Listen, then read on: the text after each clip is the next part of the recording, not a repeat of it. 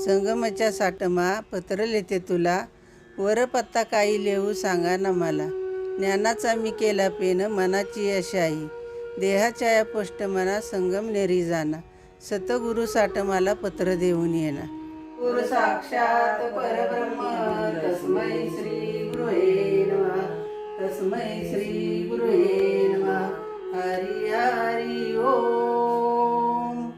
हरी हरी ओम. ओम तसंच साटम बाबा साटमप्पा समर्थ साटमा ज्ञानेश्वरा तुकारामा संत माऊली चरणी दंडवत. श्री गुरुदेव दत्त. रामकृष्ण हरी. ओम तसंच साटम. माझे नाव छाया तानाजी शिर्के. रामकृष्ण हरी. ओम तसं साटमा. माझं नाव शोभा एकनाथ शिर्के. मी आता बाबांचा थोडक्यात प्रवास त्यांचा कसा हा झाला ते सांगते तुम्हाला. त्यांचा जन्म खांडगाव गावी झाला. त्यांचं आता बालपण खांडगावातच गेलं. नंतर ते मोठे झाल्यानंतर संगमनेरमध्ये आले. संगमनेरमध्ये लहानाचे मोठे होत होत गेले. मग त्यांचं लग्न झालं. लग्न झाल्यानंतर त्यांनी डॉक्टरकीचा व्यवसाय चालू केला. आयुर्वेदिक डॉक्टर म्हणून ते प्रसिद्ध होते. मग तिथनं त्यांनी काही दिवस डॉक्टरकी केली. त्यांच्या गुरूंचा त्यांना आदेश झाला की आता तू बास कर ये डॉक्टरकी, आता तू असं कर, तू जरा जनसेवा कर, आता तुझं पूर्ण काम झालं हे. मग आता जगाचा दिनदुबळ्याचा उद्धार करण्याची वेळ आली, आता तुला इथं थांबून जमणार नाही. मग तिथून ते निघत आले. ते डायरेक्ट आले चापळमध्ये थोड्या दिवस राहिले आणि तिथून तुंडोशी गाव तारळ्या भागात गेले. तिथं नायकू पाटलाचा वाडा त्यांना ते बरा वाटला. त्यांच्या घरात त्यांनी 11 वर्ष काढली. तिथं त्यांनी 3000 अभंग लिहिले गाता म्हणून. त्या 3000 अभंग लिहिल्यानंतर परत आणि ते चापळमध्ये आले. चापळमध्ये येऊन असं बसले होते मंदिरात की आपल्या गावचा आडुळगावचा मारुतीचा साक्षात्कार झाला. त्यांना 3 वेळा आकाशवाणी झाली की आता तू आडुळगावी, आता तू आडुळगावी. असं 3 वेळा झाल्यानंतर त्यांनी विचार केला की हे आडुळ काय आहे. मग ते म्हटलं तर आता इथं कुणाला विचारायचं, तर हे उरलं त्यांचा एक मित्र आहे भिशे नावाचा. मग ते भिशेंच्या घरी आलं आणि त्यांना विचारलं की अशा रे आडुळगाव आपल्याला तिकडं जायचं आहे. मग ते भिशेंला घेऊन ते आडुळमध्ये एसटीत बसून आले. आडुळात उतरले की खाली जायचं होतं त्यांना मंदिराकडं. तर आता विचारायचं कुणाला, तर आडवा ते जे माणूस पाहिजे होता तेच त्याला आला. त्यालाच विचारलं हरी मारुती पाटलाला की अहो इथं आम्हाला जरा माहिती पाहिजे होती, मारुती पाटलाचं घर कुठं आहे. तर ते म्हटलं मीच आहे. का होतं जरा माहिती घ्यायची आहे. मग त्यांना घरी नेलं, चहा पाणी केला आणि जरा बसल्यानंतर गप्पा मारल्या. म्हटले चला आपण इथला परिसर बघूया. आता परिसर बघायला गेल्यानंतर त्यांना ती मारुतीचं जागा जरा त्यांना बरी वाटली. ते म्हटलं तुम्हाला इथं आपलं एकांत चांगला मिळतो, ही जागा मला बरी आहे, मी इथंच राहणार. परत तिथं बघितलं आणि तिकडं गेले आणि परत आले. तर अशा प्रकारे त्यांची वाणी मला फुटलेली आहे. त्यांच्यावर मी काव्य रचलं आहे, ते ऐकवते तुम्हाला. माझा साठ मग बाई गुरु साठ मग बाई, त्याची किती नवलाई सांगू किती नवलाई. मारुतीच्या मंदिरात साठ मानी तप केले, काली मातेचे दर्शन राजा साठ माला झाले. मारुतीच्या काली मातेचे दर्शन राजा साठ माला झाले. क्षेत्रपाळाच्या सायेने जनहित त्यांनी केले, साठमाश्रम बांधुनी वैभव गावाचे वाढले. माझा साठ मग बाई गुरु साठ मग बाई, त्याची किती नवलाई सांगू किती नवलाई. पंढरीच्या विठ्ठलाची साठ माना सावईली, माता रुक्मिणी माऊली त्यांच्या पाठीशी राहिली. माझा साठ मग बाई गुरु साठ मग बाई, त्याची किती नवलाई सांगू किती नवलाई. चला जाऊ राऊळाशी लीन होऊ चरणाशी, छाया करीते कवन धूळ लावूनी भाळाशी. माझा साठ मग बाई गुरु साठ मग बाई, त्याची किती नवलाई सांगू किती नवलाई. 11 वर्ष मारुतीच्या मंदिरात त्यांनी वास्तव्य केलं. तिथं तप केलं त्यांनी. 11 वर्षानंतर मोठा पाऊस आला. पाऊस आल्यावर मग ते येडा पडला मारुतीच्या मंदिराला, क्षेत्रपाळाला. मग सगळी गाववाली म्हटली तर आता तुम्ही इथं एवढ्या पाण्यात राहणार, तुम्ही चला वर या म्हणून ती सगळी गाववाली गेली. नाही ते म्हटलं तुम्ही वर येणार नाही, माझ्या जोडीला मारुती आहे. मारुती असल्यानं मला कशाची भीती नाही. मग काही दिवसांनी ती पाणी वसरल्यानं गाववाल्यांनी त्यांना जबरदस्ती करून म्हटली तर काय नाही, आता तुम्हाला इथं ठेवणारच नाही आम्ही.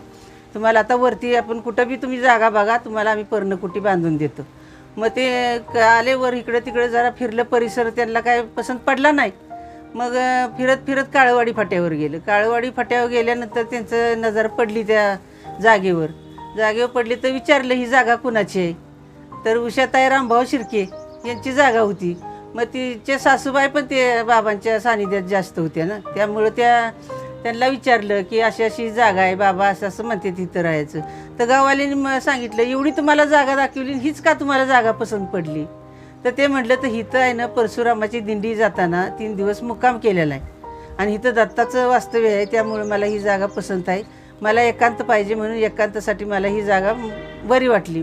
मग गाववाल्यांनी काही दिवसानं त्यांना थोडं भाऊ हे करून लाकडं बिकडं जमा करून, कुणाला निर्गेल कुणाला काय असं मागून पर्णकुटी उभी केली. पर्णकुटीत 5-6 वर्ष चांगलं राहिलं आणि नंतर त्या उषाताईला साक्षात्कार झाला की बाबा असं असं दत्त मंदिराचं माझ्या स्वप्नात आली, काय करायचं? बाबा म्हटलं तर कशाला औदंबूरला जाते, आपण इथंच दत्त मंदिर करूया. मग ते काही दिवसानं गेलं तर म्हटलं तर मंदिर तयार करायचं. तर आता थोडं थोडं सामान तयार केलं त्यांनी. मग म्हटलं आता काय नाही, आपण तारळ्याला जाऊया. मग तारळे भागात गेलं तर आणि तिथनं 3 दगडं घेऊन आले.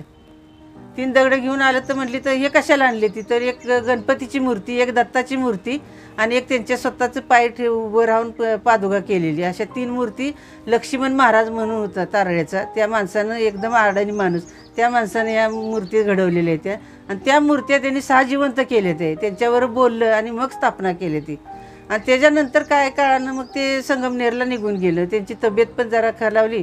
म्हटलं तर आता मला काही तर जमना, मी जरा जातो म्हटल्यानं मग आता ध्येय ठेवायचा वेळ आला. तर मग काय केलं त्यांनी, स्वतःच आपलं ध्येय ठेवायचा खड्डा खांदून ते बांधून काढलं आणि त्या जागेवर 2 वर्ष ते तप करत होतं. आज कुठला संत आहे की असं 3 वर्षे 2 वर्षे आपली स्वतः ध्येय ठेवायची, मरण स्वतः डोळ्यानं बघून एवढं हे करणारा कुठला संत आपल्याला आतापर्यंत भेटला नाही. पण ते रोज त्या जागेवर बसायचं आणि तिथं त्यांनी ते सांगितलं ध्येय ठेवायच्या टायमाला.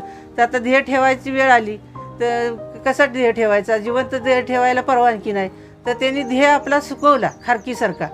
42 दिवस 15-3 आठवडे त्यांनी अन्न पाणी वर्ज्य केलं आणि ध्येय सुकवून मग त्यांनी ध्येय ठेवताना सांगितलं की मी अमुक असा ध्येय ठेवणार आहे. सकाळी पहाटे 5ला माझे अमृत मुहूर्तावर मी ध्येय ठेवणार आहे. सगळ्यांनी रडायचं नाही, कुणी हे करायचं नाही आणि माझा ध्येय जाळायचा नाही, माझा ध्येय पुरायचा. ते अशी अशी विधी करायची.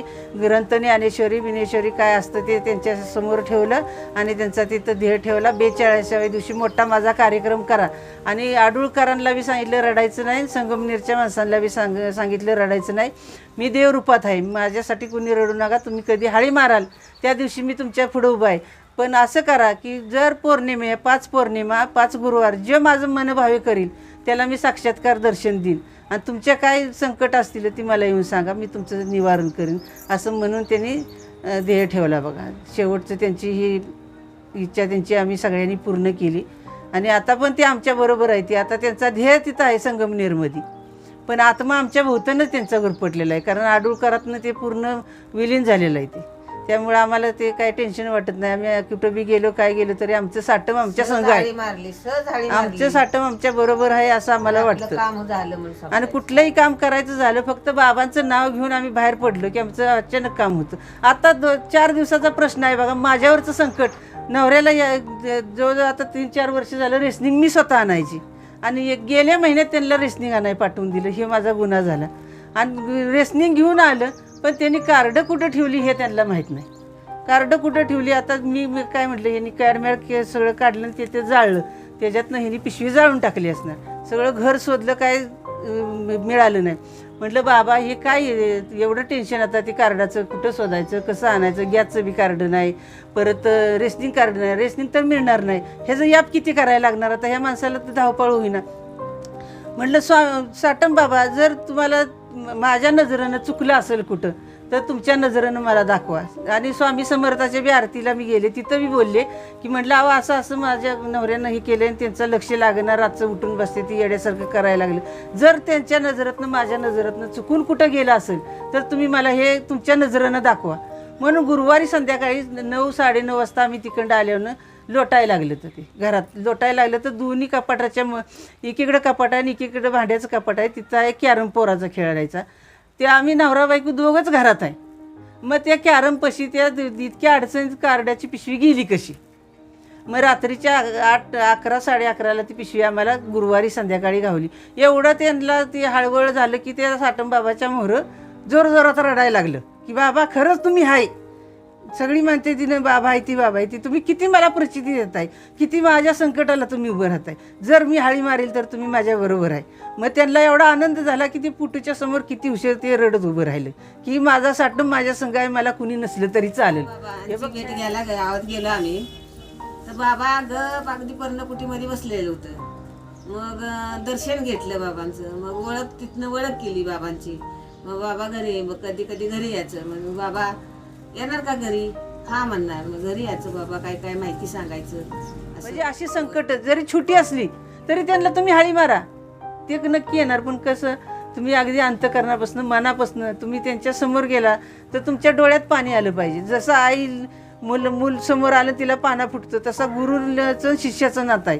गुरुच्या समोर तुम्ही गेला तर गुरुला नक्कीच पाना फुटतं आणि गुरु शिष्याला जवळ घेतल्याशिवाय राहत नाही.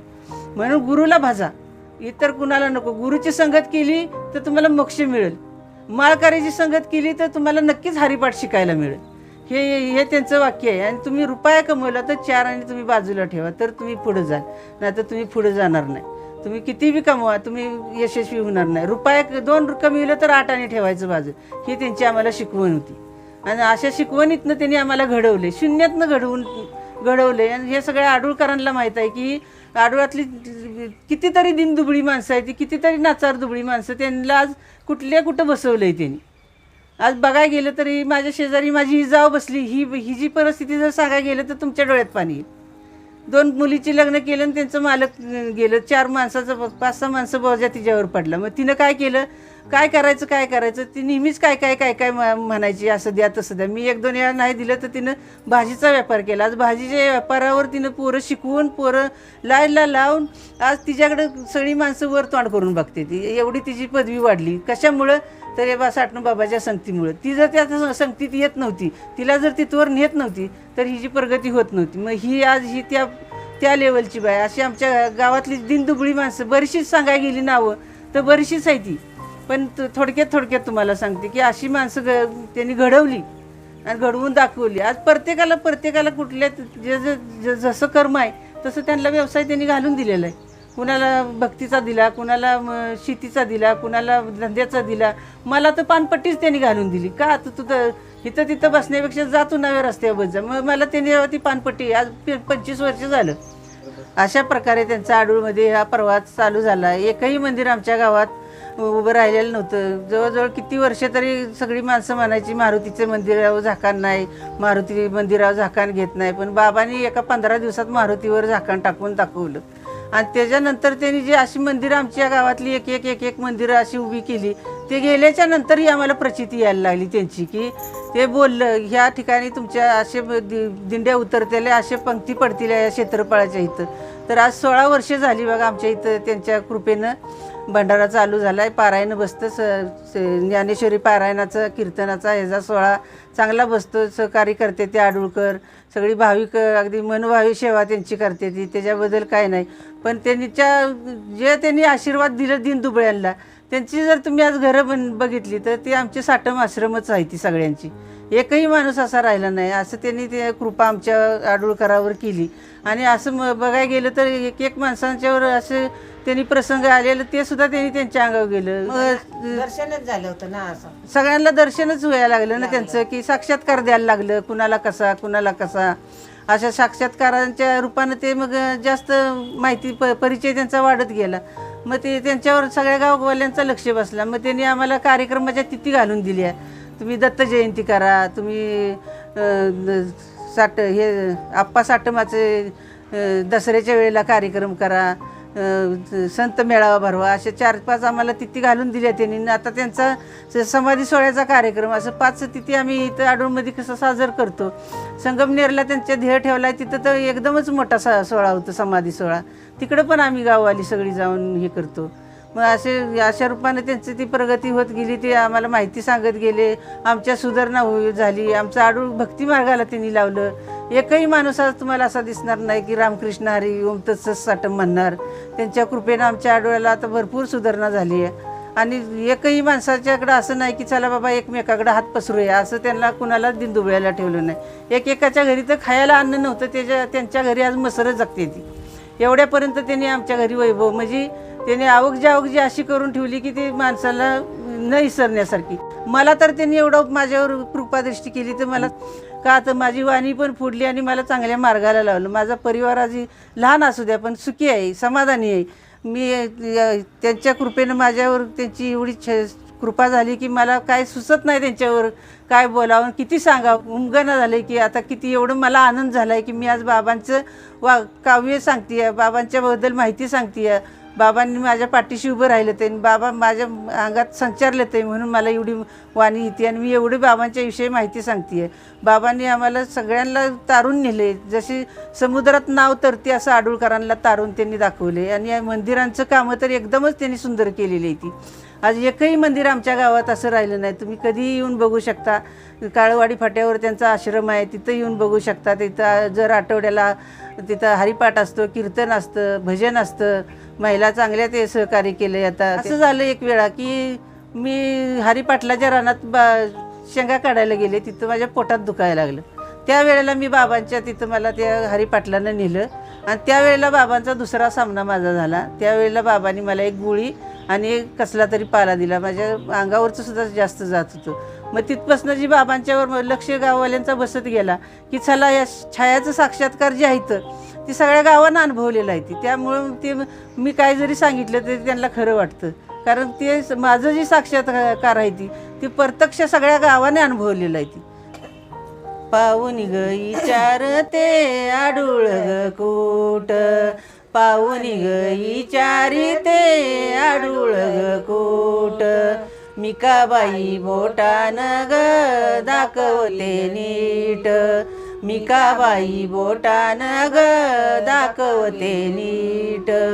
देवा मारुतीचं मंदिर ग कूट, देवा मारुतीचं मंदिर ग कूट, कोयना ग नदीच्या काठावरी तीत, कोयना ग नदीच्या काठावरी तीत, उगवेला केली पाट मावळेला मूक, उगवेला केली पाट मावळेला मूक, रस्त्यानं जाग बया पुढं जरा नीट, रस्त्यानं जाग बया पुढं जरा नीट.